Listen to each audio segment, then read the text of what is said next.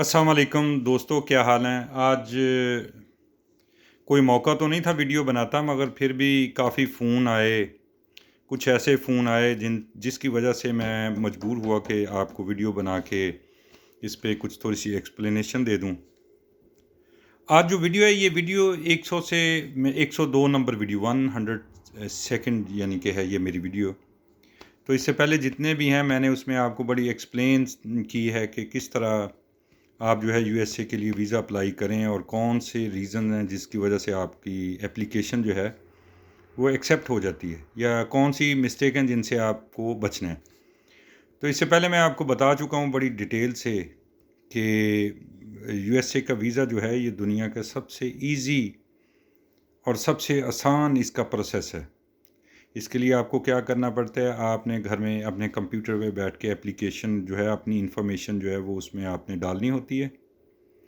उसके बाद आपने अपॉइंटमेंट लेनी होती है। अपॉइंटमेंट के बाद आपने अपना पासपोर्ट लेके जाके वहाँ पे आपका वो बायोमेट्रिक करते हैं, आपके वो फिंगरप्रिंट या इस तरह का जो भी होता है वो करते हैं, और उसके बाद आपको वो बता देते हैं कि आपका एप्लीकेशन जो है एक्सेप्ट हुआ है या रिजेक्ट हुआ है। तो इसमें जो प्रोसीजर है वो काफ़ी लोग ये समझते हैं कि ये यूएसए का वीज़ा जो है ये बेस करता है इंटरव्यू पे। ये सबसे बड़ी गलतफहमी है जो हमारे बहुत ज़्यादा जो यूएसए के टूरिस्ट हैं या बिजनेसमैन हैं या सेमिनार के लिए जाना चाहते हैं, ये उनके जहन में होती है। इसकी वजह ये भी है, इसके लिए इसका प्रूफ ये भी है कि जब आप बहुत ज़्यादा जब आप देखते हैं कि लोग एप्लीकेशन लिए खड़े होते हैं, कई लोगों से तो वो क्वेश्चन भी नहीं करते, वो उसको आप सॉरी ट्राई नेक्स्ट टाइम करके आपको वो बोल देंगे। तो उसकी क्या रीज़न है? उसको जो उससे क्वेश्चन नहीं किया गया, उसको क्या उसकी उसको क्यों उसने सॉरी कर दिया, उससे तो कोई सवाल भी नहीं पूछा गया। और दूसरी गलतफहमी ये है कि हमारे लोग समझते हैं कि ये बैंक स्टेटमेंट पे या ट्रैवल हिस्ट्री पे बेस करता है।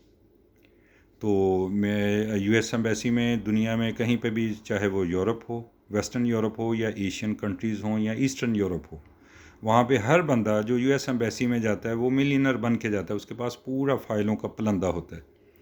मगर हमारा एक्सपीरियंस जो इतने 30 साल से ज़्यादा, उसमें हमें तो नहीं कि किसी को डॉक्यूमेंट बेस पे कोई वीज़ा इशू हुआ। हाँ, ये होता है कि जब वो उन्होंने कोई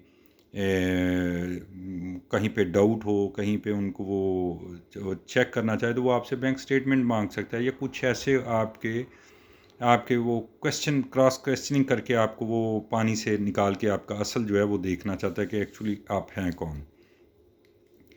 ये वीज़ा जो है ये डॉक्यूमेंट पे बेस नहीं करता है, ये ट्रैवल हिस्ट्री पे बेस नहीं करता है, ये बेस करता है आपने उसको प्रूफ देना है कि आप जो हैं वो वहाँ पर जाकर रुकने वाले नहीं हैं, आप इंटेंडिंग इमिग्रेंट नहीं हैं। इसके लिए आपने उसको प्रूफ देना है। प्रूफ के लिए कोई डॉक्यूमेंट उसको नहीं चाहिए, आपका पासपोर्ट, आपकी हिस्ट्री, आपका प्रोफाइल जो आपने सबमिट किया है, उसी से वो एक उनका प्रोसीजर है, उससे वो आपको जान जाते हैं कि आप कौन हैं। फॉर एग्ज़ाम्पल, आप बिजनेसमैन हैं, आप बिजनेसमैन जो है अपने डॉक्यूमेंट्स ले जाके तो उसको प्रूफ कर रहे हैं, मगर आपका प्रोफाइल ही उसको वो बिजनेसमैन वाला प्रोफाइल नहीं है। वो प्रोफाइल कैसे होता है, आप कहीं पे गए हों, आपकी आपकी वो ड्यूरेशन जो है वो आपको प्रूफ करेगी। आपका पासपोर्ट आप बताएगा कि आप बिजनेसमैन हैं कि नहीं हैं। आपके जो बैंक की स्टेटमेंट हैं वो कभी भी आपको नहीं बताएंगी। जो बिजनेसमैन होता है उसके अकाउंट में तो वो आई चलाई होती है, उसमें तो इतने पैसे भी नहीं होते। हमारे लोग हैं वो कहते हैं जी मेरे पास 60 लाख की ट्रांजैक्शन है, तो मुझे रिफ्यूज़ कर दिया। भाई वो 60 लाख पे नहीं वीज़ा देते। अगर बैंक में आपके पैसे पड़े हुए हैं तो आप बिजनेसमैन नहीं हैं। उसके बाद वो कहते हैं जी हाँ मेरी ट्रैवल हिस्ट्री बड़ी अच्छी थी। भाई ट्रैवल हिस्ट्री क्या थी?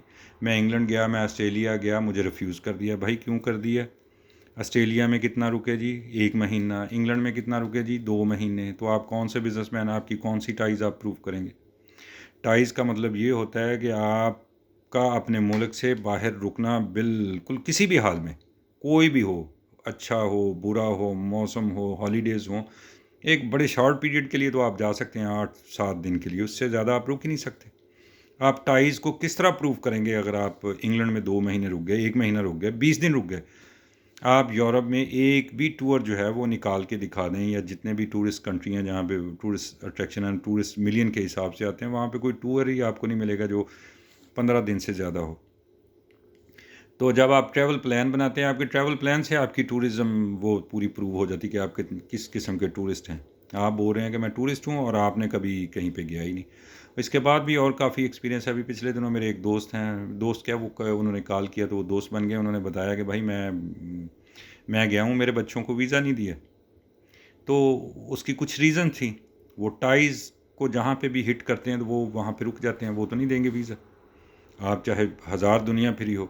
तो उसके लिए वो मैंने ये वीडियोस बनाई हैं। इसमें मैंने इतने एक्सप्लेन किया, इतने डिटेल से एक्सप्लेन किया है, इतने बारीकी से एक्सप्लेन किया है कि मेरे ख्याल अगर आप उसको देख लेंगे तो वीज़ा रिफ्यूज़ नहीं होगा। नंबर एक।